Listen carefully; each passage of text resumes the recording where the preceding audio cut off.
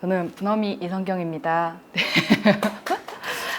저희는 결혼한 여자들의 페미니즘이라는 주제로 오늘 발표를 하겠습니다. 오늘 제가 결혼하고 출산하고 그 이후의 일들을 제가 경험을 하면서 페미니즘을 만나게 됐는데, 그 과정과 제가 이제 분어미라는 모임을 만들고 이 책을 만드는 과정, 그리고 이 자리에 오기까지의 그런 이야기를 쭉 말씀드리고 마치도록 하겠습니다.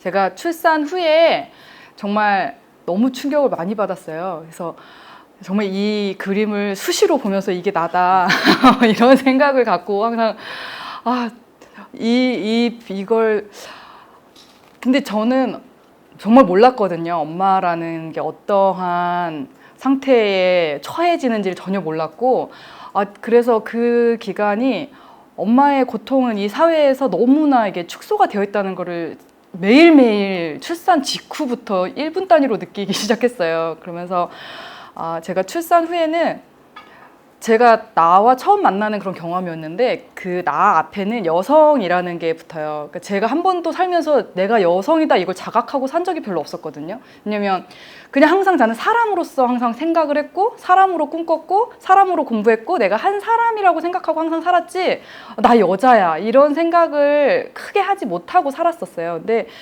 딱 출산 직후에 모든 순간이 날 여자라고 규정을 하더라고요. 나 여자지, 나 여자구나, 나 여자여서 이런 선택들을 해야 되는구나.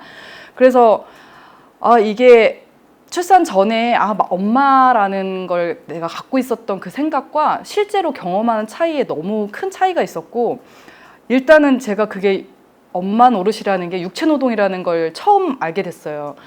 왜냐면 굉장히 이게 환상적인 어떤 엄마 노릇에 대한 나는 정말 좋은 엄마가 될 거야, 그래서 내가 애한테 어떻게 해야지 그래서 육아서를 굉장히 열심히 파고 육아법을 공부하고 막 남편과 다큐멘터리를 굉장히 열심히 보고 막 그랬지, 제가 체력을 키워야 된다는 생각을 한 번도 한 적이 없었거든요. 내가 애를 키우려면 나는 운동을 해서 체력을 키워야 되는 생각을 한 번도 하지 못했는데, 육아는 정말 육체 노동이었더라고요. 그래서 제가 제 몸의 어떤 심한 좌절을 겪게 돼요. 그리고 호르몬 변화가 극심했고 우울증에 굉장히 시달렸고 감정 기복도 심해졌는데, 그 기저에는 이제 잠을 못 자니까 애가 정말 애는 정말 예뻐라고만 생각했지, 애는 2시간에 한 번씩 내가 안아주고 젖을 물려서 재워야 되는 생각을 못 한 거예요. 그러면 그 말은 이제 2시간에 한 번씩 내가 깨야 된다는 얘기였는데, 그럼 잠을 제대로 못 자고, 왜 이런 것들이 모든 게 인간관계도 새로 다 조리원에서 만난 조리원 모임이라는 엄마들 모임이 시작하고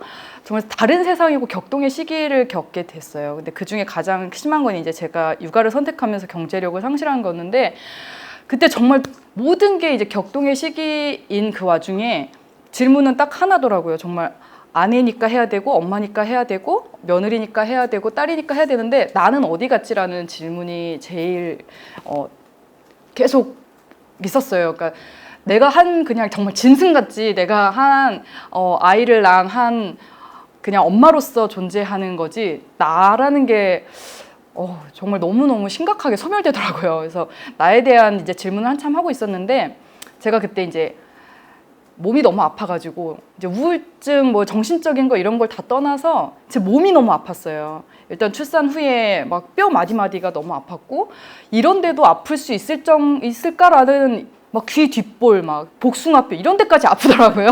근데 그런 경험을 하면서 전 너무 이상한 거예요. 왜 내가 이렇게 몸이 힘들지? 왜 나는 이거에 대해서 준비를 못했지? 그리고 이제 저희 친정엄마가 그때 계속 나는 애를 5, 6, 몇을 키워도 너처럼 그렇게 힘들지 않았는데 너는 왜 이렇게 엄살이냐 이런 얘기를 계속 하면서, 근데 정말 중요한 거는 저도 그렇게 생각했다는 거예요. 나는 왜 이렇게 나약하지? 나는 왜 진짜 옛날 엄마들은 5, 6명을 키우고 10명을 낳았어도 저렇게 아무 불평이 없었는데 나는 기껏 하나 이렇게 낳아서 저는 이제 애가 2인데 너무 그게 이상한 거예요, 저 스스로도. 근데 이제 어쨌든 도저히 아프니까 병원을 찾아갔고, 그때 한의원에서 한의사 선생님이 저한테 정말 그동안 사람들이 저한테 했던 말과 너무 다른 말을 했는데, 너무 정상이다 이런 얘기를 하는 거예요. 네가 지금 당신이 힘든 거 너무 정상이다.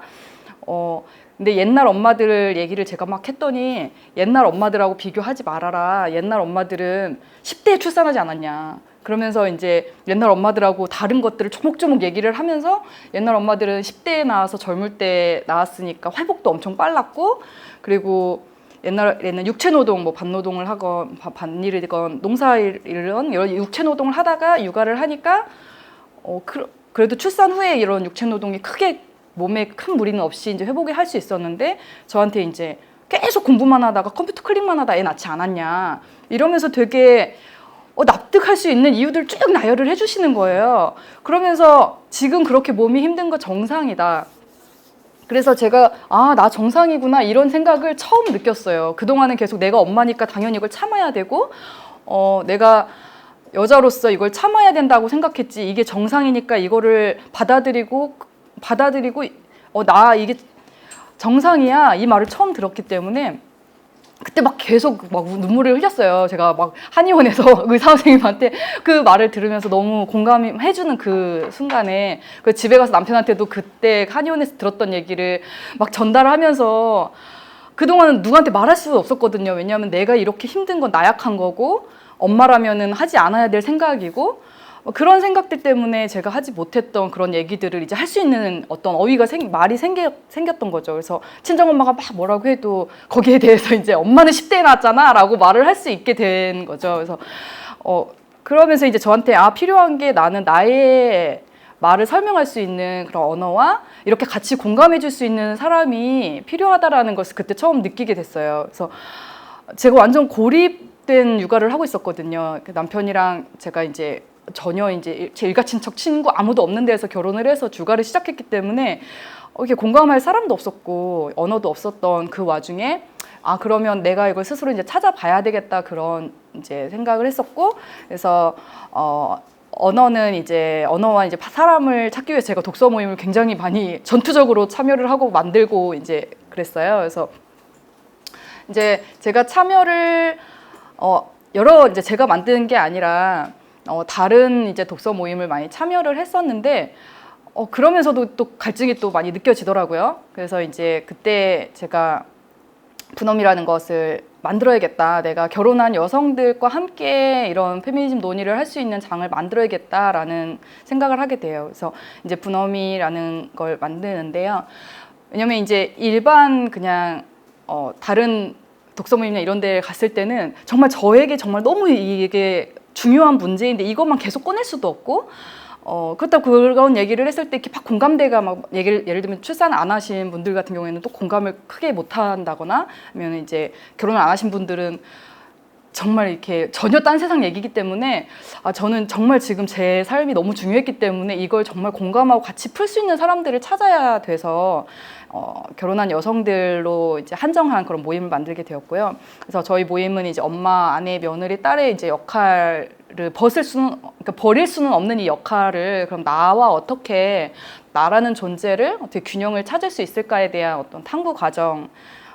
이라고 해서 이제 만들었습니다. 그래서 제가 이제 만들 때 제일 중요하게 생각했던 게 글쓰기였어요. 글을 써야 된다. 그래서 모집을 할 때도 항상 글을 강조했고, 글을 쓸 수 있는 그런 사람들이 이제 오게 돼요. 왜냐면 그 명시를 했거든요. 꼭 독후감을 써야 되고, 이제 후기도 써야 되고, 뭐 이런 식으로 이제 명기를 했기 때문에. 근데 제가 글에 대해서 확신을 갖게 됐던 이유는 제가 남편한테도 똑같은 얘기를 계속 반복적으로 아무리 많이 얘기를 해도 크게 변화가 없더라고요. 근데 제가 이제 오마이뉴스나 이런 데 글을 똑같은 글인데 그 기고를 한번 하면 남편이 태도가 확 바뀌고 막 사과하고 똑같은 일인데 네가 그랬구나 뭐 이게 바로 이게 피드백이 오더라고요.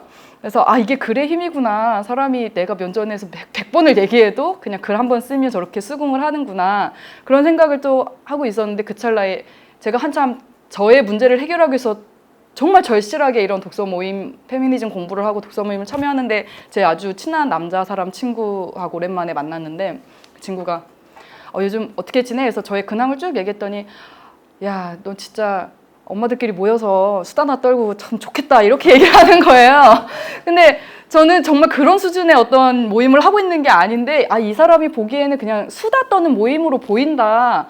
그래서 너무 충격을 받았죠. 그래서 나에게는 이렇게 죽을 만큼 힘든 정말 산후우울증에 막 시달리고 나는 어떻게 이제 나의 미래는 어떻게 해야 되나 정말 생사가 걸린 어떤 격동의 시기를 보내고 있고 그걸 해결하기 위한 모임을 하고 있는데 수다라고 얘기를 하니까 정말 머리를 맞는 것 같았죠. 그래서 여성들의 문제는 계속 이야기되어 왔는데 계속 수다로 폄하되었고 이게 글로 쓰여졌을 때만 사회 문제로 받아들여지는 그런 이제 사회 문제로 받아들인다는 것을 이제 느끼게 되면서 제가 글을 쓴 거를 또 그 친구한테도 보여주면 그럴듯하다 막 이렇게 이제 글의 힘을 이제 몇 번 제가 하면서 그런 엄마들의 이야기를 정말 본격적으로 이제 써서 책을 만들어야겠다라는 어떤 기획을 하게 됩니다.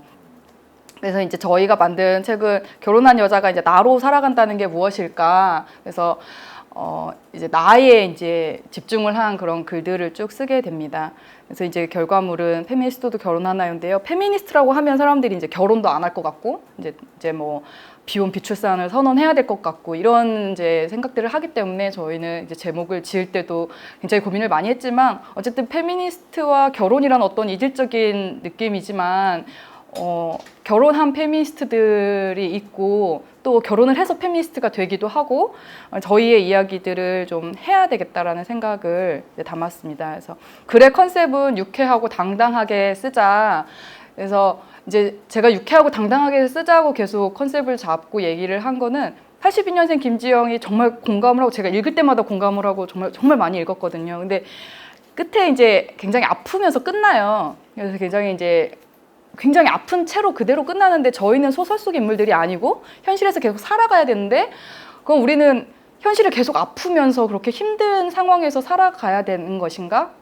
그건 아닌 거죠. 굉장히 잘 살아야 되는데 그러면 그 82년생 김지영이 앞으로 나아갈 방향이나 이런 것들이 계속 그렇게 심각하게 우울할 수는 없고 그래서 저는 어떻게 해서든지 작은 하나라도 실천을 찾자. 하나라도 해결을 하자. 그래서 뭔가 조금은 삶이 좀 나아지도록 그래서 유쾌하고 당당하게 쓰자라는 컨셉을 잡았었고 글을 쓸 때 3가지를 굉장히 강조를 해서 썼어요. 그래서 따옴표 쓰지 말자. 따옴표 쓰지 말자는 것은 이제 어떤 권위자의 말을 처음에 이제 엄마들은 글을 많이 안 써봤으니까 항상 저희 같은 이제 일반인이 글을 쓴다는 게 겁도 나고 그렇잖아요. 그러니까 항상 권위자의 말을 빌려와서 어느 누가 말하기를 이렇더라 뭐 이러면서 따옴표를 계속 쓰게 되고 그 따옴표 속에서 이제 또 어떤 권위를 빌려와서 나의 말을 이렇게 정당화하는데 저는 이제 그런 게 하고 싶었던 게 아니고 정말 우리의 이야기, 정말 내가 어떤 심정으로 지금 이 시대를 살아가고 있는지 82년생 김지영은 딱 소설의 한 명이지만 이 현실에서 살고 있는 여러 명이 있는데 그 여러 명들이 다 어떤 생각들을 하고 살고 있다 이런 것들 그래서 당사자의 이야기를 쓰자는 얘기를 했고요. 결론을 내려고 하지 말자는 것은 이게 글을 쓰다 보면 계속 어려워했던 게 다들 결론을 어떻게 낼지 모르겠다는 얘기를 많이 했거든요. 근데 결론을 내려고 하지 말자. 왜냐하면 저희는 뭐 여성학자도 아니고 어떤 결론을 내야 하는 어떤 그런 위치에 있는 것도 아니고 그냥 현재 고민하고 있는 그 상태에서 내가 어떤 고민을 하고 있는지 그래서 그 고민이 어디로 나아가는지 그냥 그 모순과 혼란의 그 감정을 드러내는 그것만으로도 굉장히 중요하다 이런 얘기를 굉장히 많이 했습니다. 그리고 3번째는 이제 자기 검열하지 말자는 얘기였는데요. 정말 자기 검열을 너무 많이 하는 거예요. 글을 쓰면서 이거를 써도 될까? 이걸 썼을 때 이걸 봤을 때 남편은 어떨까? 아니면 시가 식구들은 뭐라고 생각할까? 아니면 뭐 친구는 뭐라고 생각할까? 아니면 뭐 이 글 자체를 다른 페미니스트들이 보면 욕하진 않을까? 그러니까 계속 검열을 하게 되고 감히 우리가 이런 얘기를 해도 되나? 이런 게 되게 많았어요. 그래서 계속 검열을 하지 말자는 얘기를 굉장히 많이 했습니다. 근데 저도 이런 얘기를 하면서도 검열을 굉장히 많이 해서 이제 저희 편집자분이 저한테도 검열하지 말라고 이제 그런 얘기를 많이 해줬어요. 그래서 그렇게 그런 과정으로 이런 11꼭지가 이제 만들어졌어요. 그래서 보면은 1번 같은 저희 이 11개의 꼭지를 다 다른 사람들이 이제 썼죠. 이제 처음에 이제 출판사에서는 그냥 좀 빨리 잘 쓸 수 있는 사람 한 3-4명 정도가 여러 개를 쓰면 어떠냐 다른 여러 주제를. 근데 저의 기획 의도는 여러 명의 이야기를 담는 게 중요하다. 여러 주제가 중요한 게 아니라 다양한 상황에 이제 뭐 나이나 뭐 소득 수준이든 뭐 가치관이든 어떤 뭐 일을 하냐 안 하냐 어떤 처한 상황이 다 다양한 어떤 사람들이 다 다른 이야기를 하고 있다라는 걸 전 보여주고 싶었기 때문에 꼭 다양한 사람을 전 중요하게 생각했고 그래서 이제 출판사에 설득을 했고 출판사에서는 굉장히 힘든 과정이었죠. 이제 11명이 모여서 10명이 이제 저희가 이제 11꼭지인데 10명이에요. 이제 저 이제 9번 같은 경우에는 이제 같은 사람이 쓴 거고 그래서 이제 10명이 이거를 글을 막 전문적으로 써본 작가가 아닌 이제 아마추어 작가들이 모여서 완성도 높은 출판을 할 수 있는 글을 만든다는 과정이 굉장히 어려웠죠. 그러니까 출판사에서는 아마 되게 싫어했을 거예요. 왜 그냥 한 3-4명이 딱 모여서 다른 딱 주제 나눠가지고 썼으면 편했을 텐데 다 이제 말도 다 다양하게 다 하니까 그래서 그 과정은 힘들었지만 굉장히 만족도 높아요. 제가 이제 그 저희가 모임을 하면서 또 배운 게 굉장히 많거든요. 삶의 경험들이 다 모여서 만들어진 책이기 때문에 그래서 이제 보면 키워드가 이제 있죠. 뭐 2번 같은 경우에는 그림자 노동에 대한 이야기, 3번은 이제 제가 돌봄 노동에 대한 이야기, 4번은 여자들의 공간에 대한 이야기거든요. 서재라고 했을 때 사람들은 항상 남자들의 서재만 떠올리고 결혼을 했어도 항상 남편의 서재를 생각을 하는데 이제 여자들의 서재에 대한 이야기 그리고 이제 항상 이제 5번은 이제 송쌤이 얘기를 해주실 건데 육아는 여성의 어떤 체질이라는 걸로 항상 엄마에게만 이제 주어지지만 이제 거기에 대해서 또 이제 엄마의 입장은 또 다르죠. 그래서 그런 이야기를 하고 6번은 젠더 교육, 이제 엄마 양육자로서의 어떤 아이들을 페미니즘 실천을 어떤 식으로 할 건지에 대한 고민. 그리고 이제 7번은 이제 전업 육아를 하시다가 이제 경제 활동을 하면서 이제 1인분의 자립을 하는 그 과정을 쓰신 내용이고요. 이제 8번은 꿈.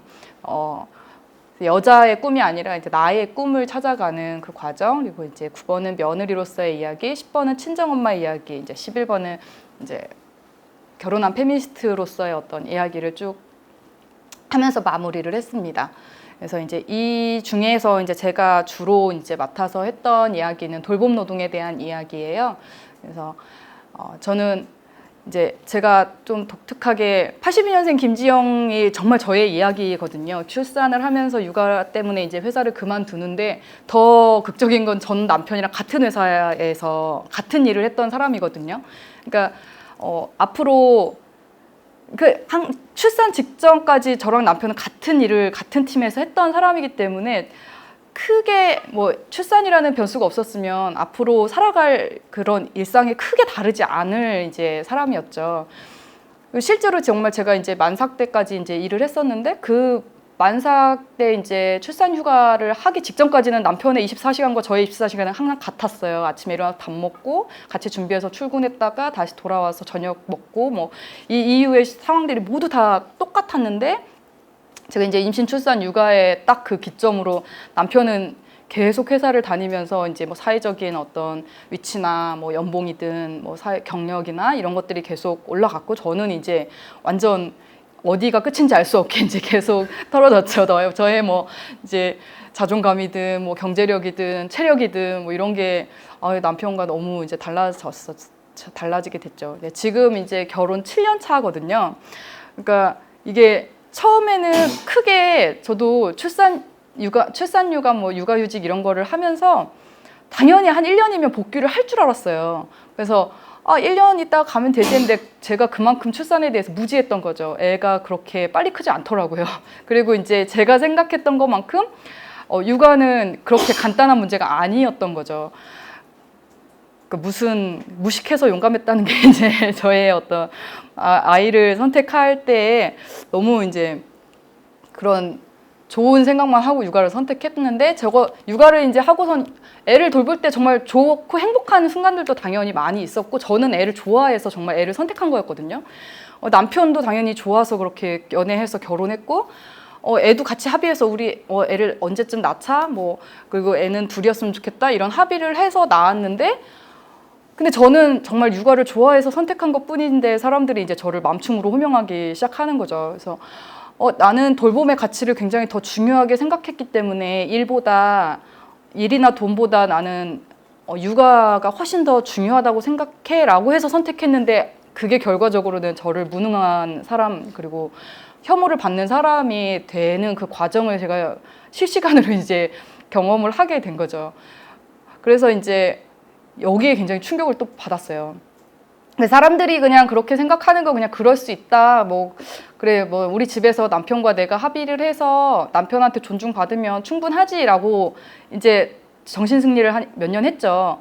근데 이게 이제 장기화되면서 이게 묘하게 굴욕적인 상황들이 좀 생기는 거예요, 이제.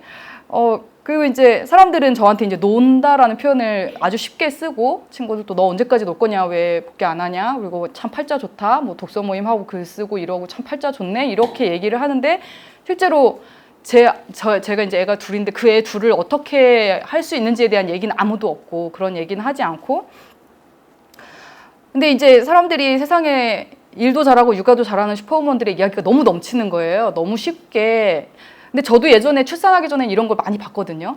그럼 뭐 일하면서 애도 키울 수 있지. 뭐 1년에 제사 13번 하면서 애 명문대도 보내고 29년 동안 하던 일 쭉 하고 근데 예전에는 이런 거 크게 생각하지 않았어요. 그냥 당연히 저도 그럴 줄 알았거든요. 계속 일을 하면서 저도 당연히 애를 남들 다 이렇게 하니까 나도 할 수 있을 것 같았는데 막상 제가 애를 키워보니 이거는 마치 이제 아이를 키우는 조력자가 다 있다는 전제의 이야기였던 거죠. 그러니까 조력자가 없었던 저한테는 정말 이 세상의 모든 어떤 가시화되는 엄마들에게 그 조력자의 이야기들이 다 빠져 있다는 거에 충격을 받았죠. 이 사람이 만약에 이렇게 두 아이 명문대를 보내고 29년 동안 PD를 할 수 있기 위해서 뭘 희생했는지에 대한 얘기를 해야 된다고 생각을 하거든요.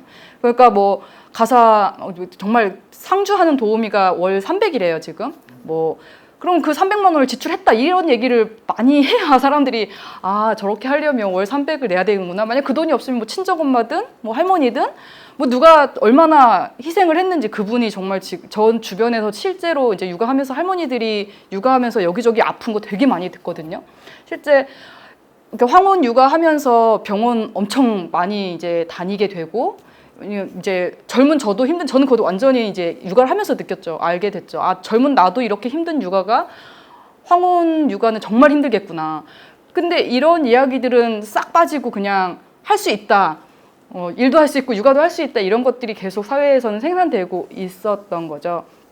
그리고 이제 그러면서 직장맘과 전업맘을 계속 대결시키고 그리고 이제 집에서는 이제 집에서는 남편이 제가 이제 집에서 돌봄 노동자가 된 이후로는 당연히 이제 뭐 기대치가 굉장히 높아져서 뭐 요리나 이런 것, 뭐 청소, 빨래 이런 집안 살림에 대한 것도 다 전적으로 저한테 다 이제 왔는데 그거를 막 매일 막 타박을 한 건 아니지만 뭐 친정엄마도 항상 전화하면 뭐 요리를 잘해야 된다. 뭐 남편이 와서 편하게 쉴 수 있게 뭐 항상 쾌적하게 청소를 해놔라. 이런 이야기들이 이제 계속 들리면서 저는 요리와 집안 살림에 대한 압박이 너무너무 싫더라고요. 왜 같은 집의 공동 생활자인데 남자들은 항상 밥을 차려주는 걸 받아 먹는 존재인가. 근데 이게 이제 더 이상 어머니는 없다라는 책에 남자의 정의를 이렇게 해놨더라고요. 내 앞에 밥이 차려질 것이라는 사실을 의심한 적이 없는 사람이 남자래요. 근데 저는 이걸 보고 정말 너무 공감이 많이 가서 사실 저도 결혼하기 전에 요리를 안 해봤거든요. 똑같이 남자들도 이제 요리를 많이 안 해본 것처럼 저도 뭐 계속 공부하고 뭐 직장 다니고 뭐 거의 사 먹고 뭐 이랬지 제가 뭐 막 대단하게 요리를 주체적으로 하거나 이러지 않았는데 딱 결혼하고 그 이후에 갑자기 요리를 굉장히 잘해야 되는 사람으로 호명이 되면서 이런 또 스트레스가 이제 보이지 않게 계속 있는데 이제 제가 일을 그만두면서 엄청나게 심해졌죠.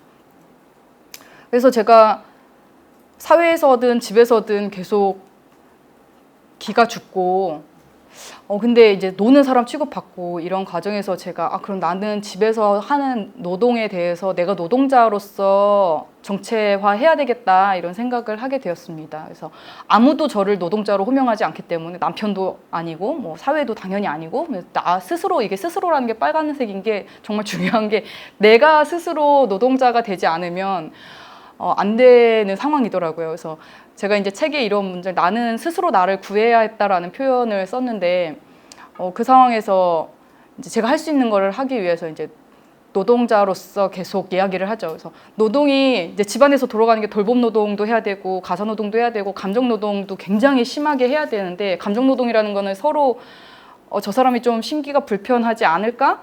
뭐 아니면 아이들의 감정을 뭐 받아준다거나 이런 감정 노동이 굉장히 심하게 일어나요, 집안에서는. 근데 대부분 이제 엄마들이 아빠의 눈치를 본다거나 뭐 이런 게 이제 있는데, 제가 그래서 나는 돌봄 노동자고 당신은 임금 노동자니까 가사 노동과 감정 노동 같이 해야 한다, 이런 이야기를 이제 하기 시작했어요. 그래서 이제 뭐 집에서 이제 주로 있는, 제가 이제 가사를 더 많이 하긴 하지만 기본적인 어떤 개념을 이렇게 나눠 갖지 않으면 안 되겠더라고요. 그래서 그렇게 처음 나눠서 시작을 하고, 제가 이제 만노동이라는 표현을 집에서 이제 시작을 했어요. 그래서 보통 이제 사람들이 저희 가정을 이제 외벌이 가정이다라고 말하고, 남편도 이제 항상 말할 때 우린 외벌이다, 뭐 당신은 전업맘이다, 이런 표현을 계속 했는데, 사실 전업맘과 워킹맘이라고 나누는 게 굉장히 웃긴 거거든요. 집에서 애 돌보고 뭐 요리하고 이런 사람들도 일을 하고 있는 거거든요. 그게 워킹이잖아요. 계속 아침에 눈 떠서 애 뭐 돌보고 뭐 청소하고 요리하고 이런 게 다 워킹인데 왜 전업맘과 워킹맘이라고 나누지? 그리고 모든 기준을 벌이로 저는 보는 거에 대해서 굉장히 자존심이 상하더라고요. 저도 돈을 벌었던 사람인데 왜 나를 갑자기 외벌이라는 어떤 절름발이처럼 당신은 돈을 벌지 않는 사람이라는 낙인으로 나를 부르나. 그래서 이제 우리는 만 노동자다, 당신은 이제 임금 노동자고 나는 돌봄 노동자다, 그러니까 만 노동이라고 우리는 개념을 가져야 된다. 근데 이게 이해시키는 게 굉장히 어려웠는데, 이해하고 나니까 굉장히 삶이 서로 존중하는 데 도움이 많이 되더라고요. 그래서 제가 육아를 선택하고 아이를 선택해서 집에 이제 있게 된 판단 기준은 벌이가 아니었기 때문에, 이런 가치의 판단을 하려고 이제 했던 거기 때문에 이제 그랬고, 근데 제가 이 그래프 같은 경우에는 이게 20대까지는 남녀가 이제 경제 활동 하는데 큰 차이가 없지만 20대 이후에 이게 M곡선이라고 여성들이 확 떨어지는 경제 활동 그래프가 보이는데, 이게 가장 이제 중요한 게 출산하면서 육아를 하는 여성들이 경제 활동 공백이 굉장히 생기고 노년에도 굉장히 가난해지는 이제 이런 구조가 계속 되잖아요. 근데 이게 어쨌든 남자가 돈을 계속 벌 수 있는 건 그걸 서포트하는 여성이 있기 때문에, 그런데 그게 이제 벌이로만 규정이 되기 때문에 이게 보이지 않는다. 그러니까 저는 이제 남자들이 항상 돈 버는 유세를 하고 돈을 굉장히 중요하게 생각을 하기 때문에, 저는 이제 거기에 맞서서 항상 돌보는 유세를 하는 컨셉으로 계속 주장을 했거든요. 그래서 당신이 돈을 벌 수 있는 이유는 내가 돌보고 있기 때문이다, 애를. 그래서 아침에 아이들 등하원을 신경 쓰지 않고 출근을 해서 돈을 계속 벌 수 있는 것은 내가 있기 때문이고, 아이들이 지금 방학이거든요. 뭐 방학에 이제 방학을 하든 말든 계속 그 경력을 유지해 나갈 수 있고, 뭐 야근한다 그냥 한마디 하면 야근을 하잖아요. 근데 그건 제가 있기 때문에 가능한 거다. 그러면서 계속 저는 이제 제가 돌보는 것의 어떤 가치를 계속 이야기를 하죠. 그래서 근데 돌보는 유세라는 게 할 기회가 참 많지 않아요. 어거지로 계속 해야 되는 거죠. 돌봄에 대한 어떤 사회적인 합의가 굉장히 낮기 때문에 집에서 얘기를 하는 것도 되게 어떻게 보면 궁색하다고 할 수 있는데, 근데 그렇게 계속 이야기를 하면서 남편도 이제 인지를 하기 시작한 거죠. 내가 없으면 이 사람도 저도 이제 서로 이제 내가 임금 노동을 존중하는 것만큼 똑같이 돌봄 노동을 존중할 수밖에 없는 구조가 되는 거죠. 남편의 돈이 없으면 내 생활도 위태롭지만 나의 돌봄이 없으면 남편의 생활도 위태로워지는 건 똑같으니까요. 그래서 이제 이렇게 이제 집안에서 돌보는 유세를 시작했고, 그래서 이제 마지막에 이제 제가 결혼한 페미니스트로 산다는 것이 어떤 건지 이제 제가 느꼈던 어떤 감정들을 좀 말씀드리면, 굉장히 일단 외로워요. 너무너무 외로워서 꼭 섬에 있는 기분이었거든요. 왜냐하면 페미니스트 엄마, 결혼한 페미니스트는 공감대를 형성할 수 있는 사람이 정말 너무 적어요. 일단 결혼한 가부장제 아내의 엄마들은 그러니까 뭐 보수적이다라는 아니지만 페미니스트 엄마로서의 정체성을 갖고 살아가는 사람은 정말 없거든요. 많이 없거든요. 그러니까 페미니스트도 별로 없잖아요. 사회에서 페미니스트 만나도 굉장히 막 유별난 사람인데, 그중에 결혼한 페미니스트는 진짜 유별난 사람인 거죠.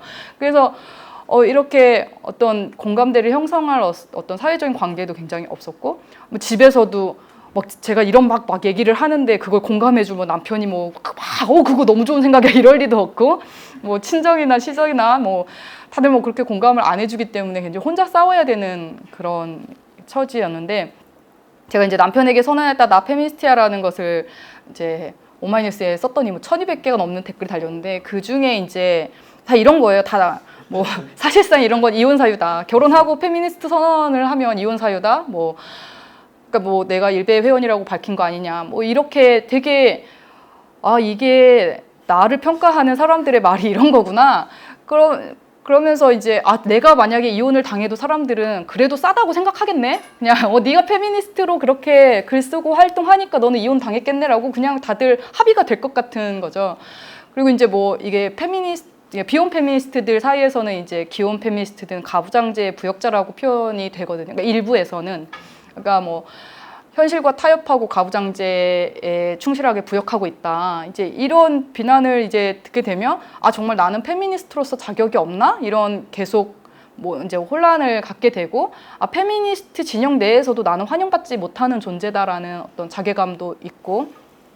근데 저는 남편 사랑하거든요. 그러니까 남편을 사랑하는 기혼 페미니스트 라는 게 모순이라고 하는데, 저는 남편을 사랑하고 애를 굉장히 좋아해요. 근데 이 구조가 정말 잘못됐다라는 것을 말하고 싶은 건데, 그거에 대해서 이제 얘기를 이제 이렇게 할 때 어떤 또 외로움이 있고, 제가 결혼한 페미니스트로서 아까 그런 이야기도 계속 듣다 보면 정말 제가 모순과 혼란의 상태에 계속 빠지거든요. 저는 타협할 수밖에 없는 상황에 있는데, 그렇다 보니까 제가 어떤 막 혁명적인 막 변화를 막 추구해서 막 하기에는 굉장히 어려운 상황이거든요. 이제 막 댓글로는 이혼을 빨리 해야지. 뭐 탈혼이 답이다. 뭐 이렇게 뭐 그 되게 탈혼이 답이다라는 게 어떤 명제처럼 또 얘기를 하기도 하고, 뭐 그런 용기 있게 빨리 이 탈혼을 해야 가부장제를 부시고 나와라 뭐 이러는데, 사실 그렇게 간단한 문제가 아니고, 어쨌든 제가 무지해서 용감하긴 했지만 애를 어쨌든 둘이나 낳았고, 그 아이들은 이제 저에게 어쨌든 책임이 있고, 그렇다 보니 계속 모든 선택에 있어서 타협을 해야 되거든요. 제가 나 정말 일해야 되겠어. 제가 실제로 일을 아예 이렇게 오랫동안 안 하게 될 줄 몰랐기 때문에 계속 시도는 많이 했거든요. 그래서 애한테 어린이집에 좀 더 있어. 그래서 거기가 이제 연장반이 있어서 연장반에 이제 돌봄 통합반에 이제 하면 애가 맨날 우는 거예요. 근데 그거를 정말 계속 우는 모습을 매일 그냥 방광하고 보는 게 나의 용기인가? 그건 또 용기는 아니라고 생각하거든요. 그래서 여러 번 좌절이 계속 되는 거죠. 얘가 계속 울고 나한테 엄마가 빨리 와줬으면 좋겠고 빨리 와달라는 애를, 저는 그때 얘는 어쨌든 계속 성장하는 과정이고 나한테는 돌봄의 책임이 있다라는 생각을 했기 때문에 저는 그러면서 계속 타협을 했던 거거든요. 그래서 저의 페미니즘은 모순과 혼란이라는 어떤 키워드로 잡힐 수가 있어요. 근데 아까 말씀드린 것처럼 계속 좌절하는 과정이다. 그래서 이 사회에서 이제 근데 이게 굉장히 그림이 부족한 게요. 이것도 남자가 그렸을 것 같은데 애가 빠져 있거든요. 그러니까 사실 빨래나 뭐 요리 이런 거는 그냥 어떻게든 되는데 애는 정말 극복이 안 되더라고요. 그리고 이게 수시로 저를 이제 좌절시키는 어떤 사회 시스템이 있죠. 한계가. 저랑 남편이 굉장히 합의를 많이 이루고 그래 이렇게 할게 저렇게 할게 서로 둘이는 합의가 어느 정도가 됐어도 사회에서 어떤 노동시장의 문제라든지 이런 것들이 충분히 개선이 안 돼 있는 상황에서는 계속 좌절하게 되는 연속이더라고요. 근데 이제 저의 페미니즘을 이제 희망이라는 키워드를 또 찝은 게 저희 아들인데, 저희 아들이 빨래를 굉장히 잘 개요. 그리고 이제 저희 남편도 뭐 파 다듬고 뭐 이렇게 배추 절여서 혼자 김장김치를 혼자 하거든요. 그러니까 이게 저희 집 안에 페미니즘이 들어오고 이제 아이들에게도 이런 어떤 가사나 이런 것들을 같이 이제 하는 과정, 그 남편이 이제 적극적으로 요리도 하고 이제 육아에 참여하고 이런 과정에서 분명히 저희 딸은 저와 다른 시대를 살아갈 거라는 이제 확신을 하게 되는 거죠. 그러니까 저는 좀 모순이 있고 혼란하고 좌절의 연속이긴 하지만 어쨌든 마지막 아이들을 생각했을 때는 참 희망이 있다라는 어떤 희망적인 생각을 계속 하게 되죠. 그래서 제가 이제 딸도 있고 아들도 있는데 분명히 이런 삶을 집안의 어떤 성평등한 어떤 분위기 속에서 자라난 아이들의 삶은 나와 다를 것이다라는 어떤 긍정적인 생각을 하게 됩니다. 그래서 저의 어떤 페미니즘을 한 문장으로 정리를 하자면 끊임없이 한계와 분열을 느끼지만 어떤 작은 승리와 그런 변화를 축적하는 삶을 계속 살아가는 것이라고 할 수 있을 것 같아요. 그래서 이게 큰 승리를 못해서 이제 사람들이 제가 이제 그 책 사인할 때 작은 승리를 응원합니다라고 하는데 난 큰 승리가 좋은데 왜 그러냐라고 이제 얘기를 하시는 분도 계세요. 근데 이게 저의 어떤 현실에 이제 타협한 작은 승리라도 이제 변화를 축적해보자 이런 생각으로 모임을 계속하고 글을 쓰고 있습니다. 저희가 이제 책 나오고 한 이제 신문사와 이제 인터뷰를 했던 내용인데 페미니즘은 행복한 결혼의 필수 요소다라는 게 저는 정말 결혼하기 전에 저희 책 꼭 읽어야 된다고 생각하거든요. 그래서 정말 그래서 뭔가 정말 저희 책의 목적이 더 행복한 결혼 생활을 분명히 보장할 거거든요. 누구도 어떤 저처럼 이제 모르는 상태에서 막무가내로 이렇게 부딪혀서 혼란하고 우울하고 그걸 막 극복하기 위해서 이렇게 애쓸 필요 없이 미리 좀 같이 많이 알아서 행복한 결혼 생활을 시작할 수 있었으면 좋겠고 평등한 결혼이라는 게 막연하지만 저희 책에는 아주 구체적이게 다 나와 있고 저희 이제